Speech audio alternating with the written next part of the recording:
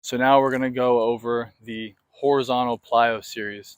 So this is going to include some of your more basic broad jumps, triple broad jumps, and then we're going to get into things like dynamic skipping, single leg hopping.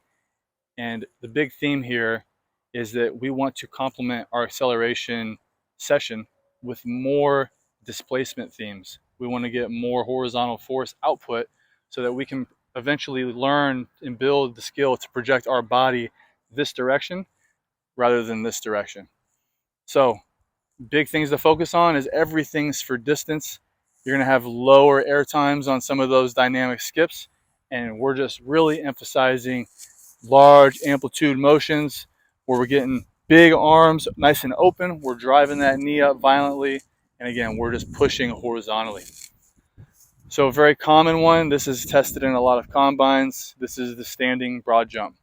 So a lot of times they're going to have a tape measure right up alongside here. You might even have to jump into some sand or who knows what else. We're going to get our toes right up here against the line. And what you got to do is you've got to understand this is a total body movement. A lot of people will forget that their arms are involved in jumping, and they're going to shorten their arms up and then just try to rush their sequence to jump out. And what that tends to do is they get really, really flat, or they pop straight up, and they don't take full advantage of their longer levers and more force to cover more distance in their jump.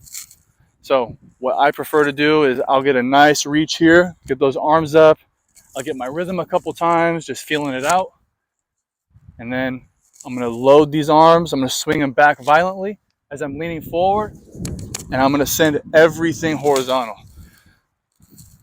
So here's just a quick demo. We're here.